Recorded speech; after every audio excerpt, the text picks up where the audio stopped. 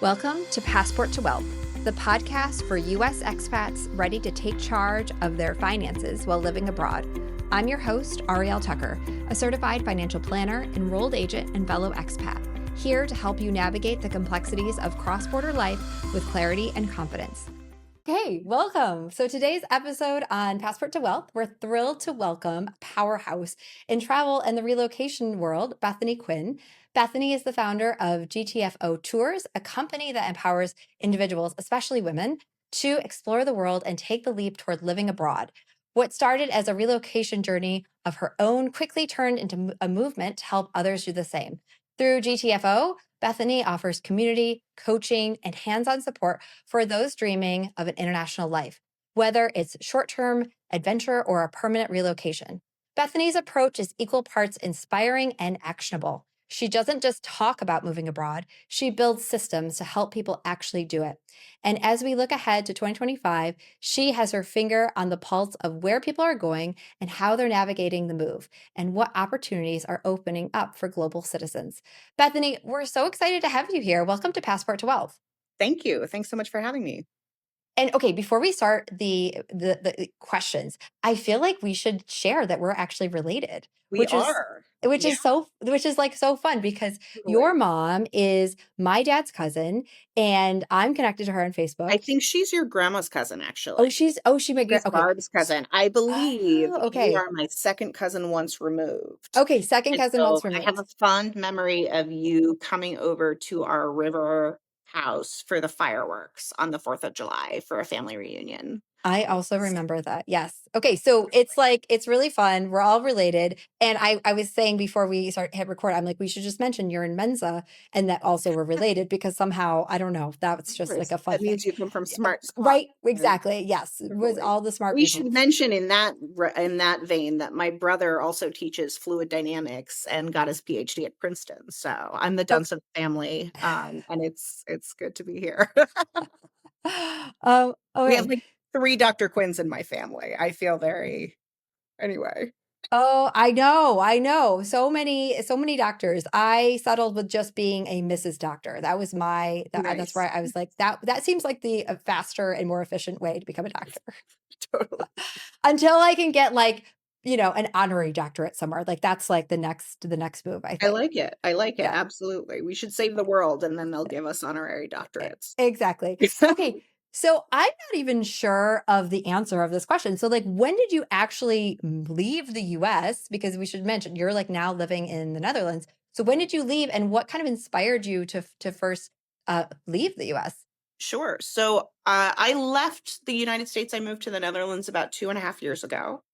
Um, I sort of had decided I was going to move a while before that, but kind of, I think like a lot of people in the United States, I kept hoping things would get better. I kept hoping I would be wrong about the direction things were going in.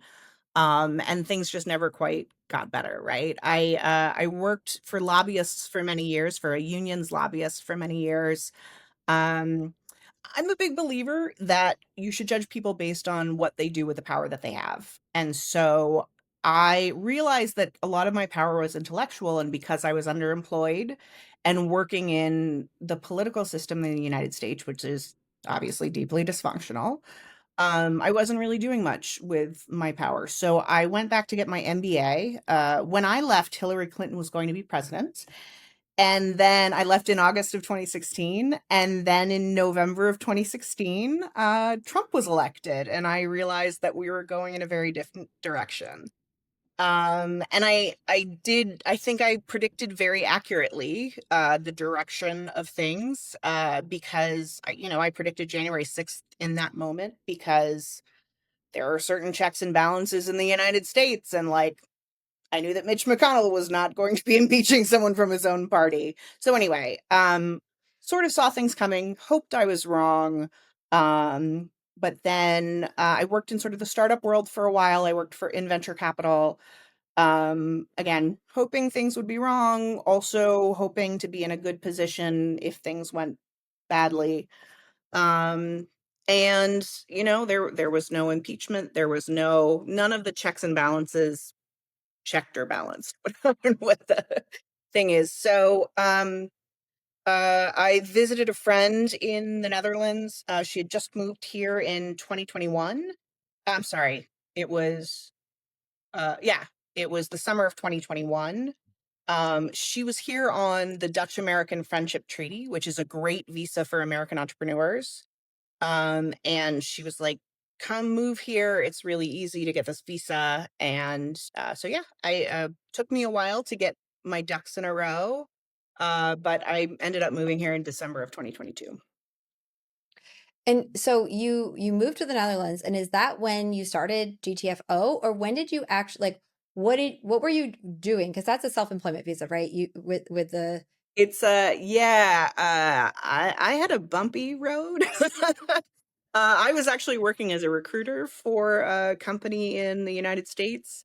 And for some, I would say, internal political reasons, I I, uh, I was working my boss really liked me. It turns out his boss did not like him, and he had brought me in. So anyway, long story short, I was doing some sort of reverse recruiting work for a while. I've been doing business strategy work on and off, um, some career counseling, but then when Trump was reelected, I sort of I guess part of my coming to Europe, I thought I looked down the road and I was concerned about I think a lot of people in the Democratic Party do the same thing over and over again and expect different results.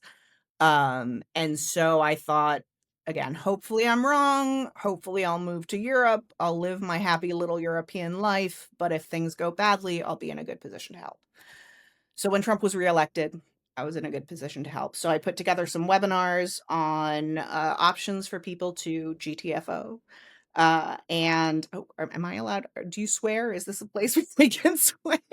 Sure, we can swear. It's my podcast, I It's guess. totally fine. For those of you who are not aware, GTFO is an acronym for Get the Fuck Out. So we did some GTFO webinars. They went well. We got a bunch of traction. And then I met my business partner who had also been doing some webinars on options for Americans to get out. And we decided to start a tour company. And I had been doing some relocation companies. So we folded that into the mix. Oh, wow. So, okay. So that's kind of the moment you realize, okay, I can actually help people do this. And this is now, do I understand, kind of really become your full-time mission at this point? Yeah, I think that was the moment where demand really took off. I had been in a position, I had let people know that if you wanted, I could help you figure out your options to get out of the US, but that was really the moment where I think a lot of Americans started realizing, "Oh, oh no, this is not good." And so right after the election, there was a bit of there was an uptick in people looking to get out. I think a lot of people were still thinking, "Oh, hopefully it won't be as bad as we think it will be. We made it through the last time." And then the first day of the day of the inauguration, he issued like 30 plus executive orders that reversed 60 plus years of progress.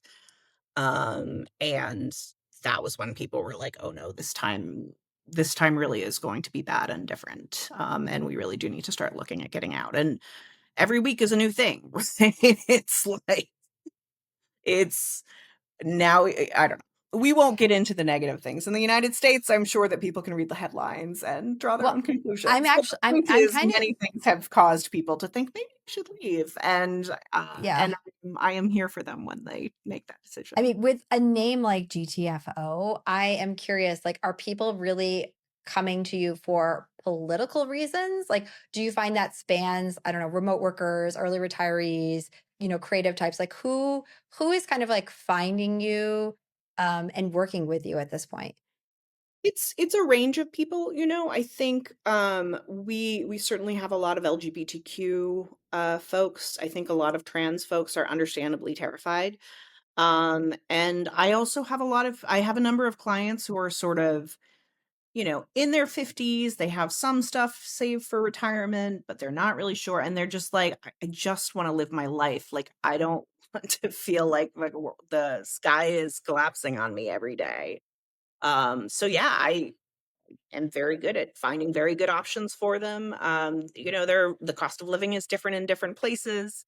You can live very well on very little money in parts of the world. I have one client who she just got back from a scoping trip to Panama. She right now she's living in sort of the Midwest in a small town, or I guess it's a city, but she's going to be living on a beach in Panama with a pool and fruit trees in her backyard, and it's very beautiful and idyllic and a lot. And the cost of living is just much lower than it is here in the States. Yeah. Not here. I am not in the States. Yep. But yeah. Yep. So, and I'm curious, like, so you're seeing people from the I mean, you're seeing people all over the country then. It's not like, okay, just from the coast. Okay. Yeah. Interesting. No, our client, I think my business partner Jana ran for Congress in Texas, and so that is a significant percentage of the group that we're marketing to. And so I would say we get a disproportionate amount of people from Texas. But yeah, well, I have clients from all over. Okay. And, kind of what trends are you noticing in 2025 for either, I don't know, like locations or hotspots or any emerging countries on your radar? And where are you kind of expecting those trends to go in 2026? Yeah, I mean, I think, for Americans, I think a lot of Americans, their first thought was, I'll go to Canada, I'll go to Mexico. Canada and Mexico are now, it's funny, like when you don't want to go to a place, they're happy to have you. And as soon as people are like, I would like to go there, they're like, ooh, I don't know about that. Canada is pretty restrictive in terms of who they want to stay long term. They do have a 6-month tourist visa. So if you need to just like flee, that's a good option. They also, my understanding is that you can also get into Canada with just a birth certificate and you don't need a passport, which I know is a consideration for some trans folks.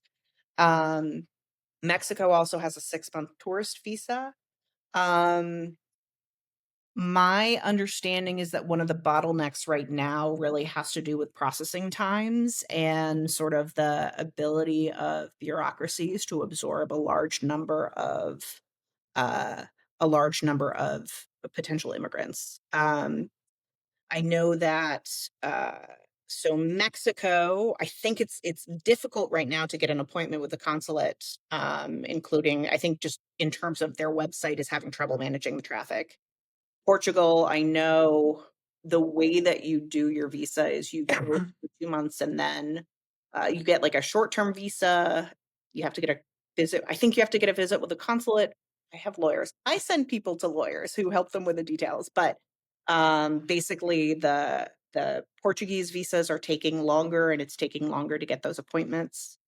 Um, so I think yeah, I would say those are 3 of the top countries that Americans are looking at. And Okay, so then Canada, Mexico, and Portugal. I think Canada and Mexico are the countries that Americans assume they would be able to go to. They're Mhm. not necessarily as good options as you would think they would be, because their visas are getting more restrictive. Portugal has a really great digital nomad visa, and that's the reason that I think a lot of Americans were looking at Portugal. I think for less than if you're on a passive income, it's less than 10,000 a year that you have to be making to move to Portugal. They have a digital nomad visa and the income requirement is more like 3,000 a month. But it's very reasonable for many Americans and relatively cheap cost of living, and beautiful. Just Portugal is lovely and beautiful, and they have great wine and beautiful countryside and beautiful beaches and it's in Europe, so it's a relatively, um I wouldn't it's more culturally similar certainly than other parts of the world that are inexpensive to live in. Mm. I think that's a really good point. Like Yeah, when we were experiencing like a high volume of calls right after the election, people were just emailing me like, I just want to leave America. And I would be like, I don't know how to help you because that's not my role. right. It's not my That's role my to, role. It's yeah, me. exactly. So it's good that there's people like you to kind of be like, okay, here are multiple of different options. Yeah, And this would kind of fit. Cause that's what I always say. It's like, to me, and we had Mikkel Weber on, and she had said something like, what are you running to? Not what are you running away from? I think it's like, that point has stuck with me. since we spoke months ago, because I'm like, don't just run away, because political systems across Europe are changing, right? Like we are dealing also with a bit of a wave here. Immigration programs change, open and close, especially in those southern countries. I always call them like whack-a-mole programs. Like they're open this year, they may be closed next year. It's hard to plan if you're like, I want to leave in like 3 years. It's like, okay, I don't know what's really going to be available in 3 years. So it's good to just have someone to kind of bounce off like different locations and what's available right now, because that is just constantly evolving. I mean, yeah, I think there's a little bit of, you know, I think it's a false equivalent to say that some of the right-wing things that are happening in Europe are the same as what's happening in the United States. But I think certainly the global trend to the right is disturbing. One of the things about Europe is that generally they have multi-party systems. And so I think while the percentage of the population might be similar that's far right, um, let's say it's 20-25% of the population might be far right. When you have a multi-party system as opposed to a two-party system like the United States has, in the United States, if 20 people win the primary, 50% of the people vote for the crazy wingnuts. Whereas here, like in the Netherlands, for instance, the far right candidate won, Geert Wilders, um, and he won the plurality of the vote. But he wasn't able to put together a coalition that would allow him to be the leader. So they had a different sort of more of a technocrat. Dick Schoof was the prime minister for a while. But even then, they couldn't agree upon enough to really govern the country. And so their coalition collapsed. It's so cute. They say that their government is collapsing when they like can't agree upon enough. I'm like, wow, that's the United States' political system by that definition collapsed 40 years ago, but sure, let's call it that. But yeah, so that's there are some negative trends, but I don't think it's the same. It's safe here. It's not, you don't need to worry about, masked men snatching you up on the street with impunity. Hmm. Anyway, Okay, well, I'm gonna move our conversation move back it to back. Yes, please. Oh, I um was going to say though, what the work that we do, we we'll do an assessment for people. So we will look at what is your income, what industry do you work for, what kind of assets do you have, what kind of a place do you want to live in? Do you want mountains? Do you want beaches, etc.? And then we make recommendations on where you should live and give you some next steps, connect you to people who can make it happen. So that's, if you're looking to relocate, we're a good first. so that's the first step. So you're thinking, could I actually do this? And step one is just doing an assessment. Yeah. Come to us. Go to our website is gtfotours.com. We have a free fact sheet there on options for Americans to GTFO that will give you sort of an overview of visa categories, and also it links to articles that have lists of countries that will do it. And we'll link Um, that. We'll link that that'd in be our great. on the Perfect. webpage as well. Um, Yeah. Um, Thinking through yeah. to 2025 and 2026, what's next for GTFO? So do you have any exciting projects or tours or community events that you regularly is most of the stuff online? I think I saw you're doing some in-person stuff now. How can people kind of connect just beyond the website? Like what can they look forward to? Yeah, so I mean in terms of events, we do webinars pretty regularly on Sundays. So keep an eye out for those. We've done some on healthcare, we've done some on how to move your pet. So you can keep an eye out for those. You can also find a lot of those on YouTube for now. At my business partner is Jana Sanchez. So if you search, for instance, Jana Sanchez transgender, it'll come up with the webinar we did on safe places for trans folks to live. Um, and we have another tour coming up in September, so we're really excited about that. I believe the dates are September 20th to the 27th. So if you're looking to move to the Netherlands, this is a great option for you. We take you around to some different cities that you might be interested in so you can see what they're like. We introduce you to real estate agents who can help you find a place. We do webinar. We do seminars on things like the healthcare system, the education system, taxes, et cetera. And then we introduce you to some of our favorite people. We do a couple of networking events and just, yeah, try to connect you so that it's a soft landing for you when you get to the Netherlands. Is that I love that theme because I feel like so much like when I talk to people moving abroad or thinking about my own situation, it's all about finding community, right? Like, percent? so that sounds like a great option for people, especially looking for the Netherlands. And I'm curious, like in your own journey of like moving to the Netherlands, living there for a couple of years now, like what was one of the biggest cultural shocks you had coming from the States to the Netherlands? Honestly, the Netherlands is extremely culturally similar to the United States. And I think, especially in a city like Amsterdam that is so global, there are so many people who are from other places that it's very easy to make new friends. I think it takes a little longer to make Dutch friends because I think the culture is a little bit less, it's a little more like, let me get to know you before I decide what I think of you. Um, but yeah, that was something. Um, I think a lot of it is just for me, it's new to be an immigrant, right? I lobbied on immigration reform in the United States. I advocated for a lot of that. I knew a lot of immigrants, but it's a different experience to be an immigrant. It's different for me Mm, to go into job interviews and for it to be a problem that I don't speak the language. It's different as well as I speak decent Dutch, but it's not, I think, the job market is one of the areas where it is an issue. It can be an issue if you don't speak Dutch. I think it's new for me to it's an interesting place, right? I think the Netherlands is what the United States likes to think that it is, right? It's at the top of a lot of indices in terms of retirement, in terms of education. The kids in the Netherlands are the happiest in the world. Um, it is a very diverse place. It's very accepting of a lot of different people, but that's not how they identify. Whereas the United States it identifies as a nation of immigrants, right? I don't know. I think that's kind of the weirdest thing for me. yeah. Yeah, Uh, no, I think I love that point though that you touched on about kind of the empathy you build when you have the immigrant experience.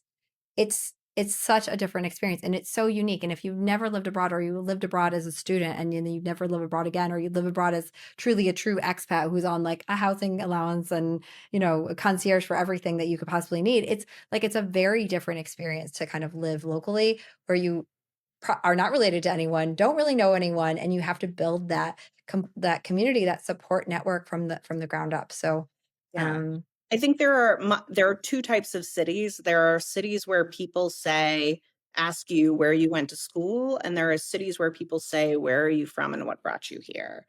And the latter, the cities where people say, "Where did you go to school?" are usually cities where people kind of already have their networks. They're not necessarily looking to make new friends. And the cities where people ask you, "Where are you from and what brought you here?" tend to be cities where people are newer and more people are looking to make friends. So I think Amsterdam is that kind of a city. oh, great. That's wonderful. Okay, last question. If Sure. you could leave our audience with your best advice for being a US expat or planning to be one, what would it be? I mean, give us a call. um, no, I think I think just do it. It's really give us a call. We can help you make it happen. But I think that there are a lot of unknown unknowns in the United States. There's a lot that people do to get through the day. There's a lot of trauma that they suppress that you don't necessarily think about because you don't think about how freaked out you are that there was a shooting on, the next block over because you don't want to be paralyzed with fear. But there are plenty of places in the world where you don't have to live like that. You could fix up a villa in Italy. You could live on the beach in Portugal. You could live on a houseboat in Amsterdam.